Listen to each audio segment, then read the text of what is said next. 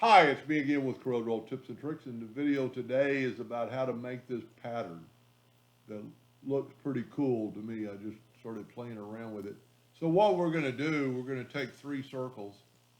Doesn't really matter what size, so I'm going to make this one 0.5, just so if you want to do it. We'll delete this one and delete this one, and we'll make this one 1 inch. And then we're going to grab them both, and I'm going to hit P and put them in the center of the page. Of course, wouldn't you know that my drawing is in the way, so we'll move this out of the way. We're going to hit P, put them in the center of the page, and then hit T like in Tom to put it at the top. And then we're going to take this second circle, holding down the control button so it'll be perfect. We'll go to the quadrant. Control D with the duplicator to make a duplicate and move it to the center of the page. Doesn't look like it is, but it is. Rotate it 120 degrees. Control D and rotate that 240 degrees.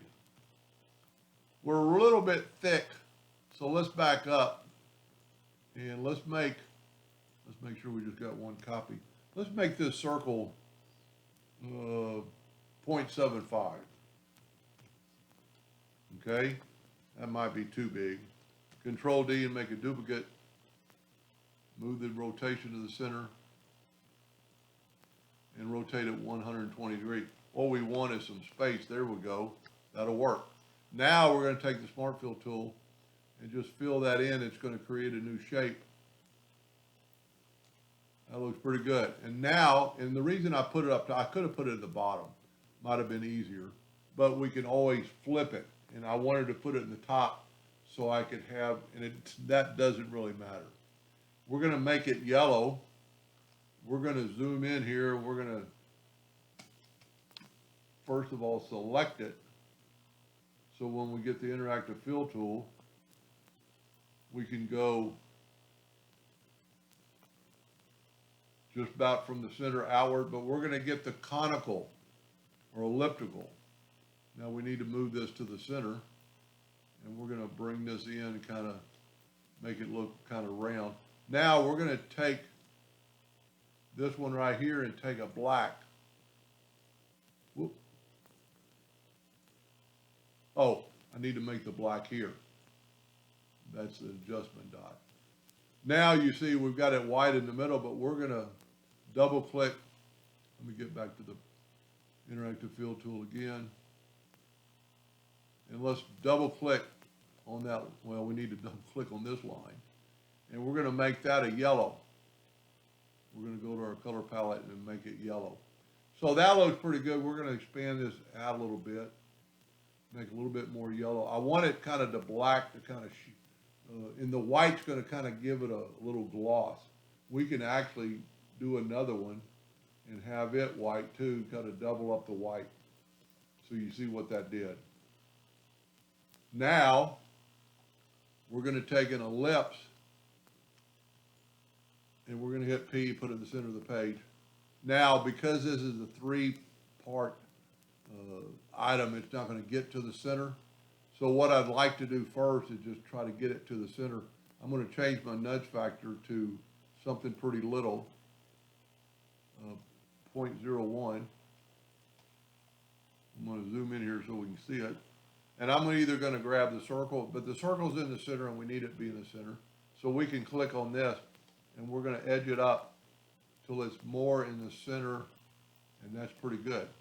Now our circle's in the center. Now we can take a square, holding down the control button and then hit P to put it in the center of the page. That looks pretty good. What we want to do now is take the Smart Fill tool and take any color. I'm going to make the outside blue. But I'm going to, well, first of all, what we're going to do is make this, let's group this whole thing together and let's make it 1 inch. Now we can ungroup it for just a second. And let's take this blue and, well, my 1 inch didn't take. There we go. Move that out of the way. Let's double click it. Let's make sure there's a blue outline. Okay. Now, the only thing bad about that, it made the outline on the inside too, which I really don't want.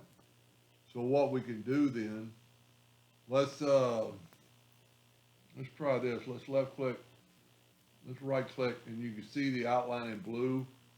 I want only an outline in blue on the outside, and you'll see why in just a second.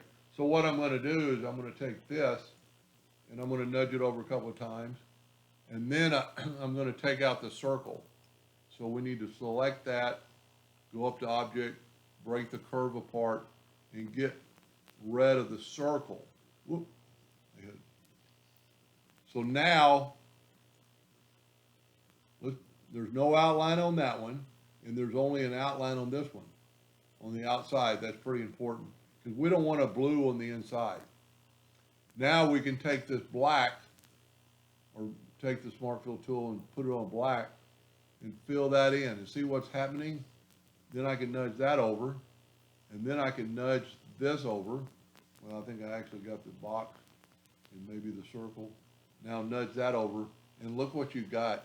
It looks like, because we have no blue outline, it shows up. But the reason I wanted a blue outline on the other part, I'll show you in just a second.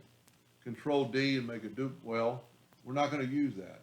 We're not going to Control D and make a duplicate, because we're going to use the macro that I just did a video on duplicating. So we're going to go to Tools, Scripts, and pick Eskimo's Start Duplicator Macro, and I will have a link to this macro at the bottom of the video. I'm going to offset 1 inch, and I want 15 of them. So I'm going to select it all, and you see it hit apply, and look at that. Now, the reason we wanted a blue outline, so there would be no line between there when we duplicated. I think this actually came out a little better than my first one. I did a little bit better with the tool. So see how it kind of like fades into a black and real shiny. It almost looks like there's light shining on it. Anyway, little fun project. Hope that helped. Thank you for watching.